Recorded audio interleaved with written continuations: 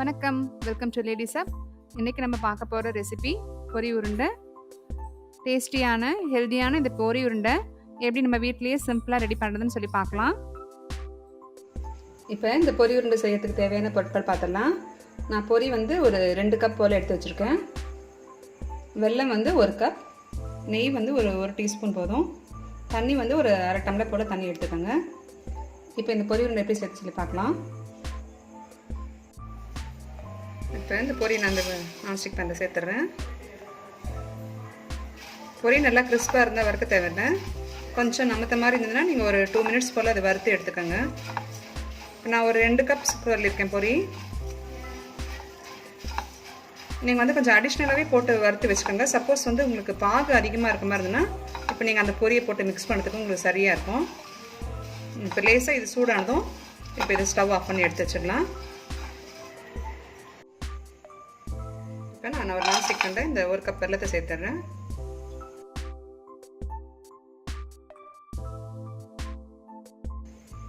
தண்ணி ஒரு அரை கப் போட்டுக்கலாம்.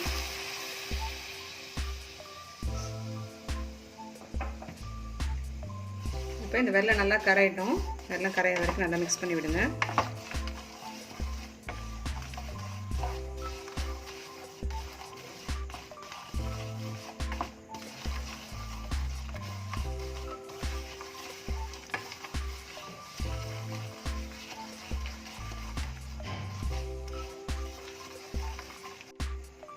இப்போ இதில் வந்து 1 டீஸ்பூன் நெய் சொன்ன பார்த்தீங்கன்னா எடுத்து சேர்த்துடலாம்.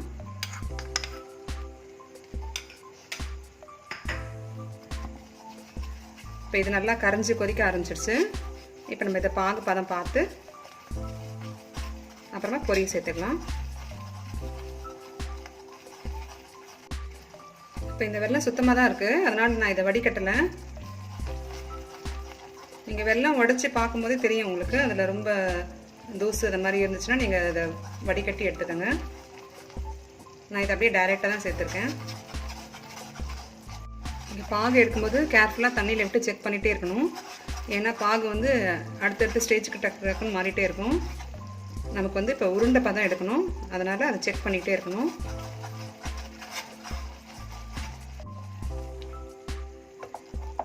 பாருங்கள்,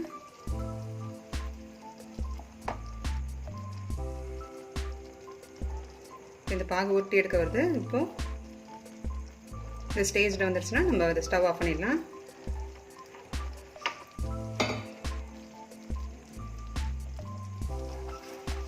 இப்போ நான் அந்த பொரியை சேர்த்துட்றேன்.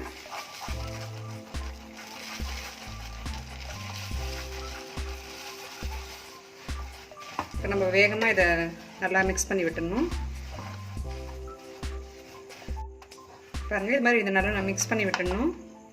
அந்த சூட்டில் இருக்கும்போதே போட்டு நீங்கள் இது பண்ணணும், இல்லை வந்து பாகு இறுக ஆரம்பிச்சிடும்.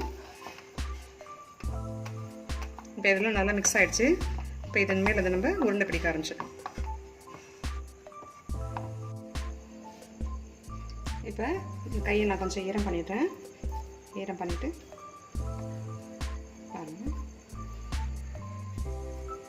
நல்லா அழுத்தி பிடிச்சிக்கோங்க ரவுண்டாக.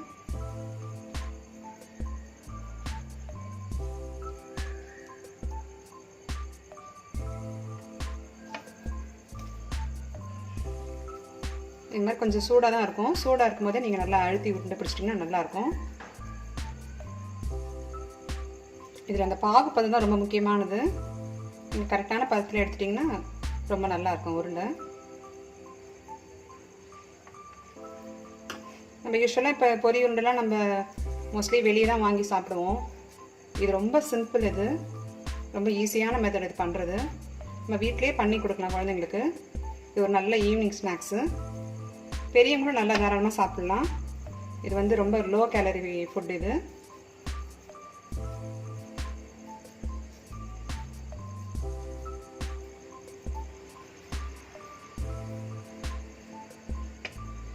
பொரி வந்து உங்களுக்கு கொஞ்சம் நமத்த மாதிரி இருந்துன்னா முதல்ல அது கொஞ்சம் வறுத்துங்க. நான் உங்களுக்கு காமிச்சேன் பார்த்தீங்களா, அதை மாதிரி கொஞ்சம் ஃப்ரை பண்ணி எடுத்துக்கோங்க.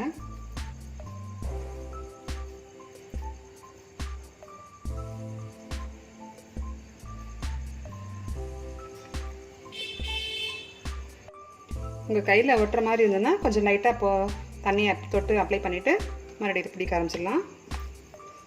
இந்த சூடு ஆறுறதுக்குள்ளே மொத்தம் முடிச்சிடுங்க.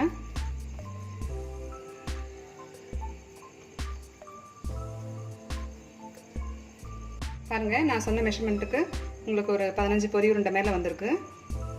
இந்த சைஸில் நான் பிடிச்சிருக்கேன். இது ரொம்ப ஒரு டேஸ்டியான பொரி உருண்டை சீக்கிரமாக ரெடி பண்ணிட்டேன் பாருங்கள். நீங்களும் இது மாதிரி ட்ரை பண்ணி பாருங்கள். அண்ட் உங்கள் வேல்யூபிள் கமெண்ட்ஸ் கொடுங்க. தேங்க்ஸ் ஃபார் வாட்சிங்.